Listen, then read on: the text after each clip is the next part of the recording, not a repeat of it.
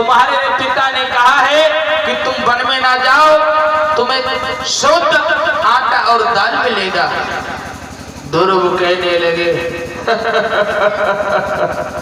अरे जैसे ही मैंने अपने पिता के नाम पर घर से बाहर नहीं निकल पाए और शुद्ध आटा और दाल मिलना प्रारंभ हो गया, तब तो हम जरूर जाएंगे।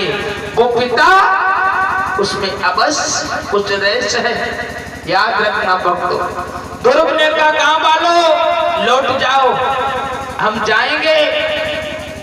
आज मेरे भक्तों फिर महाराज उत्तानपाद के पास में लोग पहुंच गए और कहने लगे तुम्हारा बेटा जिद कर रहा है, वो नहीं आ रहा है। कहा जाओ ध्रुव को आज से अयोध्या का आधा राज्य दिया जाएगा और ध्रुव से कहो कि वो वन में ना जाए। गए सभी लोग कहने लगे ध्रुव तुम्हारे पिता ने कहा अयोध्या का आधा राज्य तुम्हारा होगा। ध्रुव कहने लगे वारे वाह प्रभु,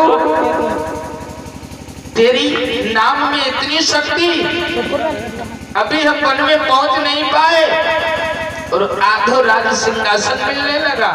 जाओ लौट जाओ, लौट जाओ। आज मेरे भक्तों फिर पहुंच गए, लोग कहने लगे महाराज ध्रुव नहीं मान रहा है। ध्रुव के पास महाराज उत्तानपाद ने कहा कि मेरे बेटा ध्रुव से कहना कि ध्रुव वन में ना जाए, उसे अयोध्या का पूरा राज दिया जाता है। ध्रुव के पास फिर गए, कहने लगे बेटा लौट चलो, तुम्हें अयोध्या का पूरा राज और तुम्हारी माँ के लिए सुंदर सुंदर भोजन मिलेगा। ध्रुव ने कहा नहीं, अब हमें कोई नहीं रोक सकता है। और याद रखना भक्तों, बार बार ध्रुव को समझाया, लेकिन ध्रुव ने सब कुछ त्याग कर आज वन में चल दिया है भगवान को भजन करने के लिए। याद रखना भक्तों। और जो हमने बताया था, जो परमात्मा से एक करता है, लला राम राम कि इश्क जिसको है अपने प्रभु से, अरे वो सदा सर कटाते रहे।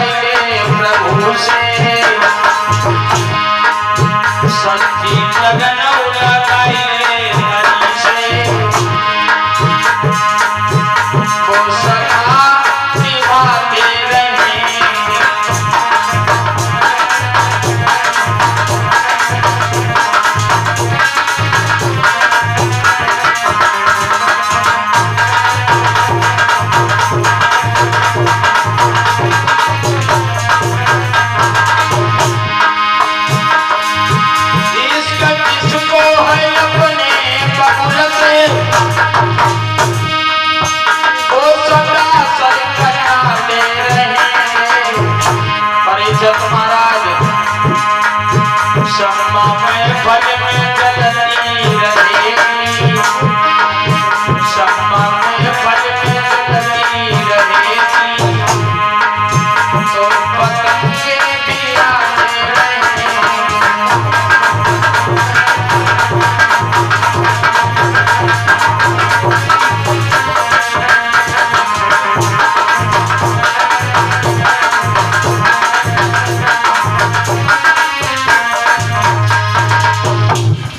ध्यान रखना भक्तों, ध्रुव ने सब कुछ त्याग दिया, पूरा राज्य मिलने को था भक्तों। बारे बापी प्रभु तेरे नाम में इतनी शक्ति है। ध्रुव ने कहा कि हमें नहीं चाहिए।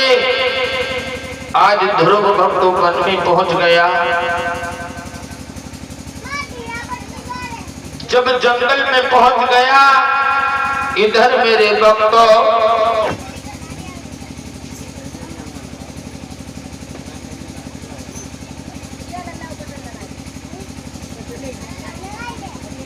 याद रखना भक्तों,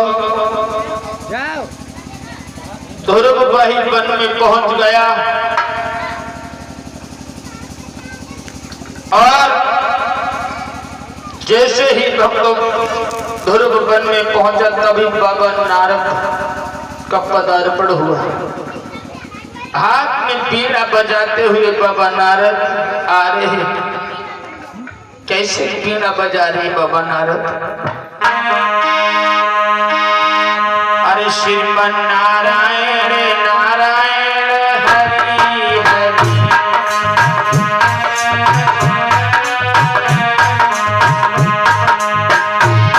सभी लोग बोले दो बार भगवान का नाम नारायण। श्रीमन नारायण नारायण हरि हरि,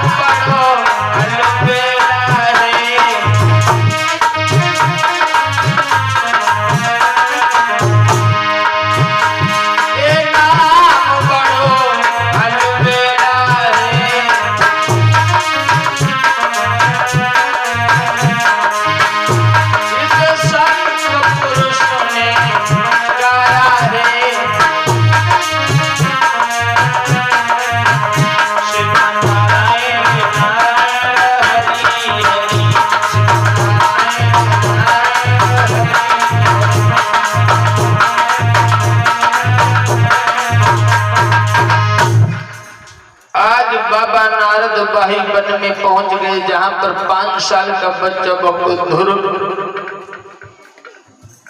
बाबा नारद ने देखो है ध्रुव को और कहा है, ठहर जा। ध्रुव ने देखो है, कहने लगो बाबा तुम कौन हो? बाबा नारद कहने लगे, अरे तू इधर क्या करने के लिए आयो है? ध्रुव कहने लगे, यहाँ पर मेरे पिताजी रह रहे हैं, हम अपने पिता को ढूंढने के लिए आए हैं। बाबा नारद कहने लगे, अरे तू मुआ, तू भगवान को ढूंढने के लिए आया है, चल भाग जा कर, तेरी मैया और तेरे पिताजी तुझे ढूंढ रहे होंगे। ध्रुव कहने लगा, हमें तुम ढोंगी नजर आ रहे हो। बाबा नारद कहने लगे, ये 5 साल का बच्चा, अरे बेटा जाओ, तुम घर चले जाओ और जब बड़े हो जाना तब तुम भगवान का भजन करना।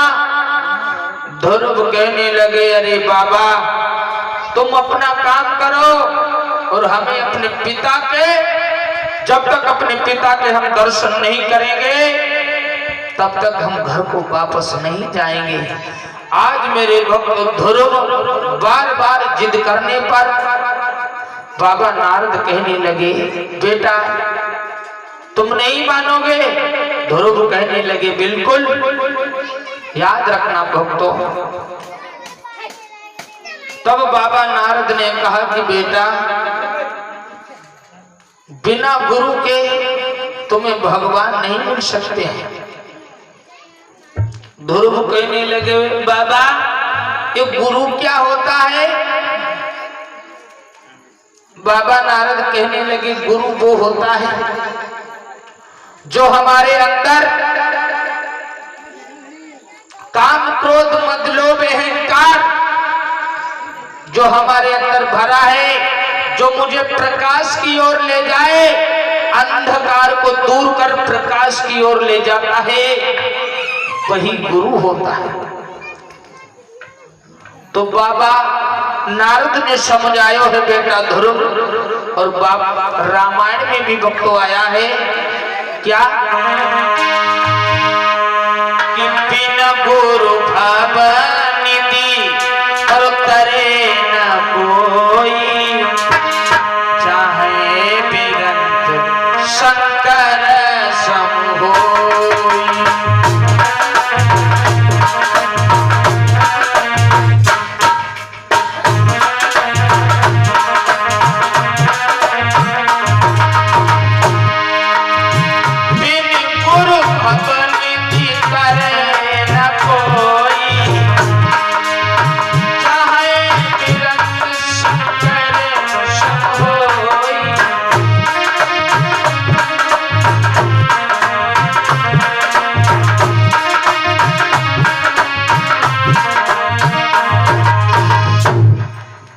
गुरु भव निधि तरे न कोई, चाहे बिरंत शंकर सम होई।